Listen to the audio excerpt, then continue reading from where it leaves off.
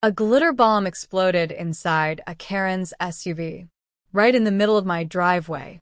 And I'm the woman who put it there. She thought she was stealing another package. She didn't know it was bait. And when that box blew up, pink and gold glitter everywhere, in her hair, her clothes, her leather seats. She screamed. I filmed. And the whole neighborhood came outside to watch karma in real time. But that wasn't the best part. Because Karen wasn't just stealing my mail. She'd been stealing from all of us. And I was the one who finally took her down with a sparkle bomb, a hidden camera, and a whole lot of receipts. I'm a 32-year-old woman, and for the most part, I keep to myself. I live in a cozy little house on a cul-de-sac just outside Portland. Think quiet, tree-lined streets, kids riding scooters, wind chimes tinkling in the breeze. That kind of place. And honestly, I love it. I work from home as a graphic designer, so peace and quiet aren't just a luxury, they're a necessity. I spend my mornings sipping coffee on the porch, sketching ideas, answering emails. Midday walks help break up the screen time. Most days, I don't wear real pants. It's a good life. The neighborhood itself is pretty close-knit. We're not best friends or anything, but there's a lot of mutual respect. We wave when we see each other. Drop off banana bread after the holidays. Offer to water plants when someone's out of town. That sort of vibe. I especially get along with Debbie, my next-door neighbor. She's retired, makes the best oatmeal cookies on earth, and lets me babysit her beagle when she travels. So yeah, things felt safe. Predictable. Which is why I didn't think too much about it when one of my packages didn't show up. It was a book I'd ordered from a small local press. Nothing fancy, just something I was excited to read over the weekend. When the tracking said delivered, but the box was nowhere in sight, I figured it was a fluke. Maybe the carrier misscanned it. Or it got delivered to the wrong address. I wasn't about to freak out over one missing paperback. Besides, we're not the kind of neighborhood where people steal packages. Or, at least, that's what I thought. Then, about a week later, it happened again. This time, it was a pair of hiking boots I'd ordered on sale. Same story. Tracking said delivered. Porch was empty. Still, I kept giving it the benefit of the doubt. I even texted Debbie. Hey, you didn't happen to grab a package for me, did you? She hadn't. Another neighbor said maybe porch pirates were hitting our area, teenagers or strangers driving through, looking for boxes to grab. That sounded plausible, and I tried to leave it there. But it kept happening. A sketchbook I needed for a new project? Gone. A face serum I splurged on after a rough week? Never arrived. Even a birthday package from my mom in California, something she'd packed herself, vanished into thin air. At that point, I couldn't ignore it anymore. I started to feel uneasy every time I got a delivery notification. Would it be there when I checked? Or would I find an empty doorstep again? I started double-checking my Ring cam. But the thing barely worked. It lagged half the time and had this annoying delay that caught the tail end of people leaving, not arriving. Still, I didn't want to believe someone from my neighborhood could be stealing from me. Especially not someone who waved hello just the other day. But something was definitely off. I just didn't know how off it really was. Not yet. The turning point came on a random Thursday morning.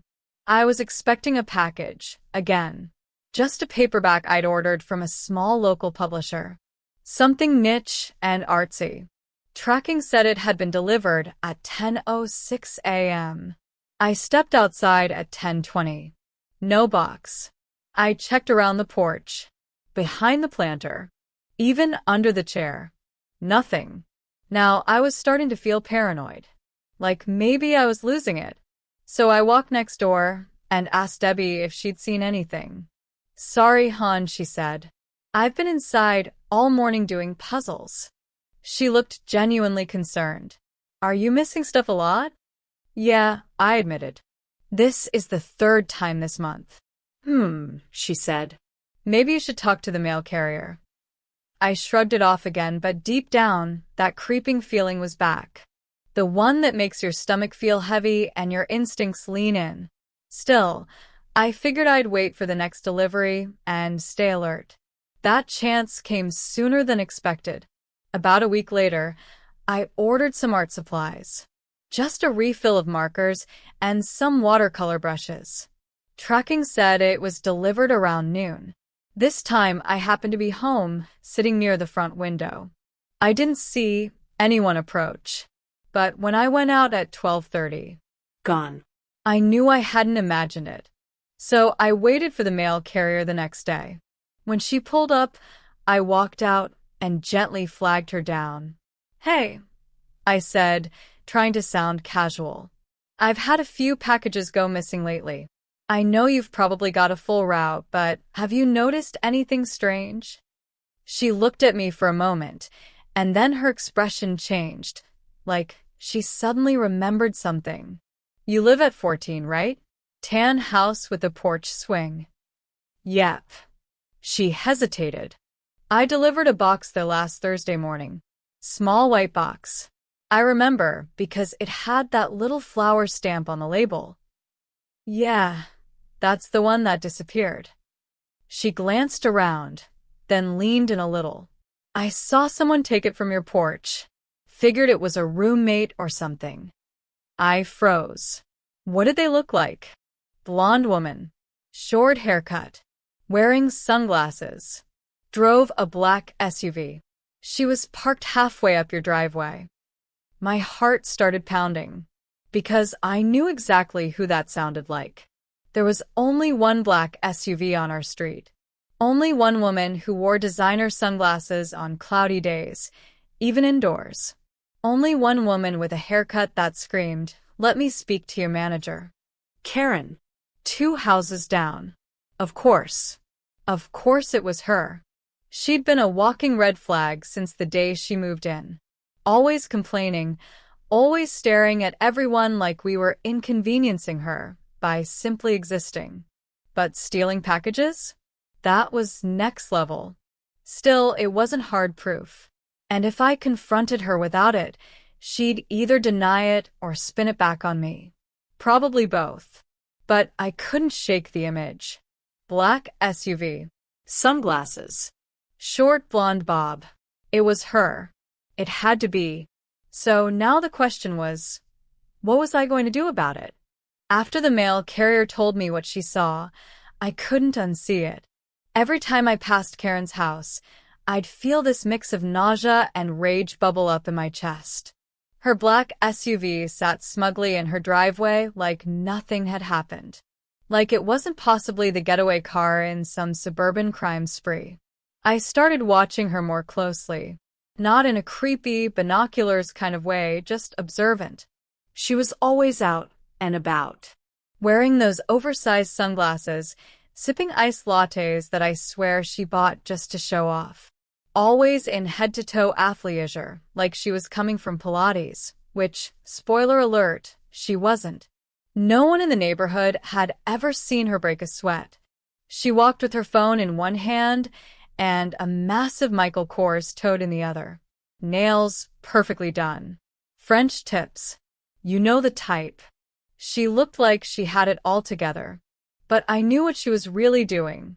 Still, I needed proof. So I came up with a test. I ordered a cheap little trinket off Etsy, some $5 resin keychain, and set up a small camera in my front window. It wasn't fancy, just an old webcam taped behind the curtains, but it gave me a clear shot of the porch. When the package arrived, I left it in plain sight. And then I waited. The next morning, right on cue, I saw her SUV creep by. It didn't stop immediately. It circled once. Then again. The third time, she pulled into my driveway like she had every right to be there. She got out, looked both ways, and just took it. No hesitation. No guilt. She tucked it into her tote bag and walked back to her car like she was carrying dry cleaning. My jaw dropped. I stared at the screen, stunned. It was her. It was really her. And now I had it on camera. That night, I posted a vague but telling message in our neighborhood's private Facebook group. Anyone else had packages go missing recently? I'm starting to notice a pattern. Within hours, the comments started rolling in.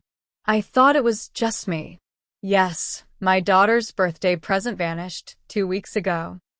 3 packages in 1 month. I was starting to think I was losing my mind. I didn't name Karen, but I didn't have to. Then someone commented, "Does anyone else think it's weird that Karen always seems to have brand new stuff she didn't talk about buying?" That's when the stories started pouring in. One neighbor said she saw Karen at the grocery store wearing a scarf that had gone missing from her own porch. Another one mentioned how Karen had been bragging at a book club meeting about her new electric milk frother, the exact same model she had ordered but never received. It was all clicking together. Karen wasn't just stealing from me. She was stealing from everyone. And worst of all, she was walking around like nothing was wrong, posting motivational quotes on Instagram, giggling with the barista at the cafe, still waving to me like we were friends. I was done. Completely and utterly done. She needed to be stopped. And suddenly I knew exactly how to do it. It was time for a little glittery justice. I knew I could have just sent the footage to the cops right away, or confronted Karen in front of everyone. But honestly, that felt too easy. She didn't deserve easy. She deserved memorable. So I got creative. I spent the next 2 nights diving into the glorious world of glitter bombs. Turns out, there are entire websites dedicated to the art of petty revenge. I mean, full-on specialty shops selling devices specifically made to ruin someone's day with sparkles. After a little research, I settled on the ultimate glitter bomb. This thing was industrial level. You open the box, it detonates a fan that sprays ultra-fine glitter in every direction. Not dangerous. Just devastating. We're talking coat your car seats and stick to your skin for weeks levels of chaos. I paid extra to have it packed to look like a real delivery, addressed to me, with tracking, sealed, and labeled perfectly. When it arrived, I placed it carefully on the porch. And then, I waited. I kept my camera running. I even had my phone open and recording through the window, because if this went how I hoped it would, I wanted multiple angles. It only took 2 days. Mid-morning, I spotted her SUV creeping down the street like usual. She parked at the end of my driveway and sat there for a second, scanning the area behind those ridiculous oversized sunglasses. And then, like clockwork, she got out. Leggings, branded hoodie, totes swinging at her side. She strutted up to my porch like it was hers. No hesitation. No shame. She grabbed the box, gave a quick glance around, and turned back to her car. I held my breath. Would she wait? Would she open it later? Nope. She climbed into the driver's seat, closed the door, and opened it. It was instant. Poof. A cloud of glitter exploded from the box. Pink, gold, silver, filling the car like some magical, vengeful unicorn had combusted in there. Even from my window, I could see it swirling in the air, coating the dash, the seats, her. Karen screamed. Not just any scream. It was that high-pitched, outraged screech you only hear from people who think the world owes them something. She flung the box, scrambled out of the car, and stood there flailing her arms like she was being attacked by bees. Glitter clung to her jacket, her leggings, her face. She yanked off her sunglasses, also glittered, and threw them into the grass. I couldn't help it. I stepped outside, phone in hand, recording. She turned and froze when she saw me. "Smile, Karen," I said calmly. "You're on camera." Her mouth dropped open. You set me up?" "No," I said, my voice steady. "You stole my mail. Again." She looked down at herself, then back at me, livid. Glitter sparkled on her lips and eyebrows. This is harassment. I could sue you. I shrugged. You're welcome to try. I have footage of you stealing that box. And 7 others. Her face went pale. And then red. She turned to her car, saw the disaster inside, and screamed again. It looked like someone had stuffed a piñata into the AC vents. She started clawing at her clothes like she could somehow shake it all off, but that only made it worse. Her tote bag? Glitter bombed. Her car seat? Gone. The sparkle had won. I should have stopped there. But I didn't. Oh, by the way, I said, raising my phone, I already posted this in the neighborhood group. She didn't respond. She just stormed off, still covered in glitter, and sped away, leaving behind a trail of sparkles on the driveway. It was better than I imagined. But I wasn't done yet, because that was just the setup. The real payoff? That was still to come. Karen didn't get far.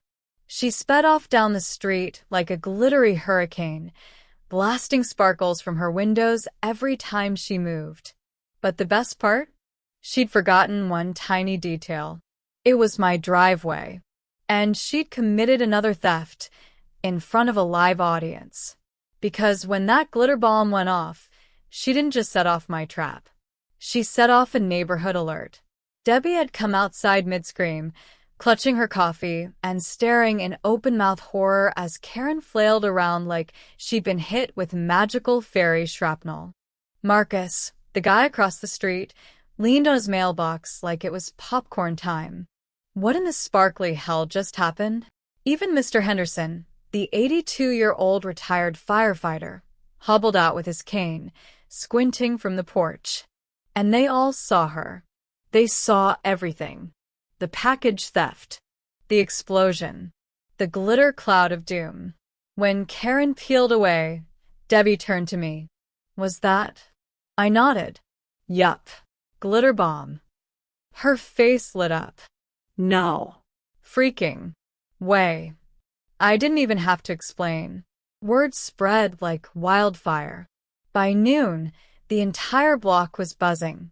Screenshots of the footage were posted in our Facebook group, right under the post I'd made the day before. Someone commented, "Please tell me she's not coming back." Another added, "She's been stealing our mail?" I let her borrow my folding chairs. People were pissed, because it wasn't just about the stolen packages anymore. It was about trust. Karen had acted like she was better than the rest of us, like the rules didn't apply to her. But now?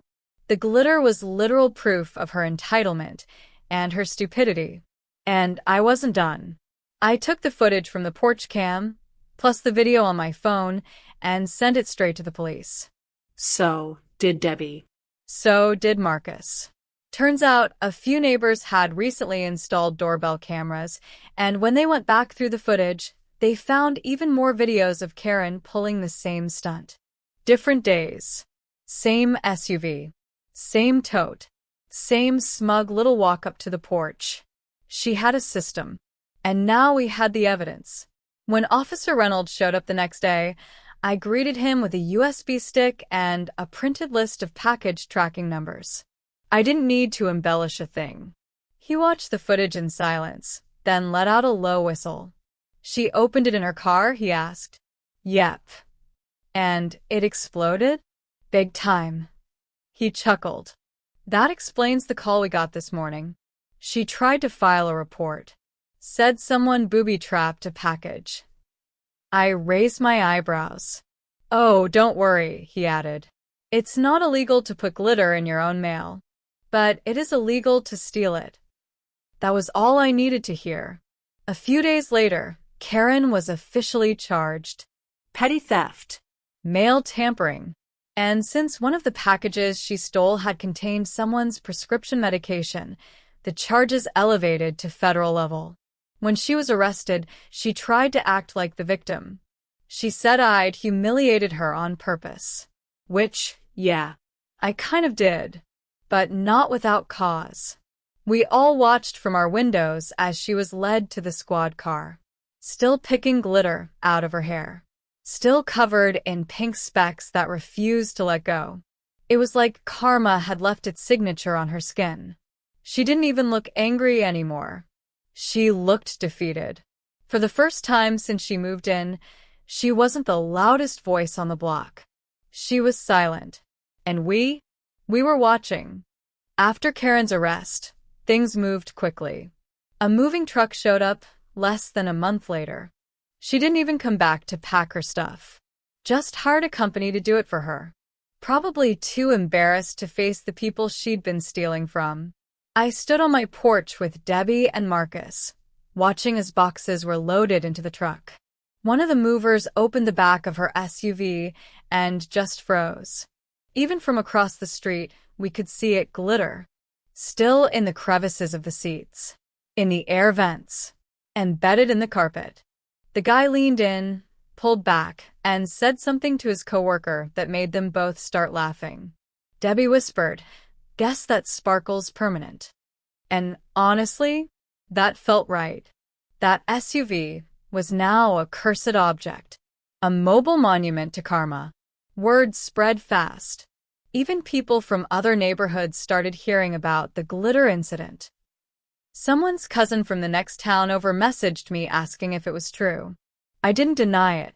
Karen had stolen from all of us packages, trust, peace of mind. And she did it with zero remorse. But the moment that glitter bomb exploded, that was the moment we all got something back. Our power, our voice. Even Mr. Henderson, who rarely left his porch, called it the most exciting thing that's happened on this street in 20 years. And after she was gone, everything changed. Neighbors who used to just wave started chatting longer.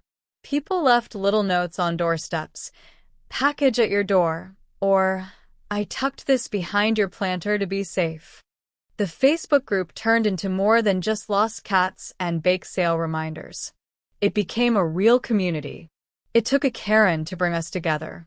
And I know how ridiculous that sounds, but it's true. As for me, I started getting my mail again. Every box, every envelope, right where it should be. I even upgraded my camera system. Not because I'm paranoid, just prepared. And the glitter? Let's just say I still keep a backup bomb tucked away, just in case another Karen decides she owns the block. Oh, and yes, I still have the footage. Sometimes, when I'm having a rough day, I rewatch it. The way the glitter bursts, the way she screams, the way she flails out of the car like she's escaping a pink firestorm. It's better than therapy. But mostly I've moved on. Life is quiet again. Peaceful. Just the way I like it. Except now, there's an unspoken agreement on our street. Don't steal. Don't lie. And definitely, don't mess with the woman who turned a glitter bomb into a neighborhood revolution. Because in the end, she didn't just get caught. She got sparkled. And justice never shined so bright.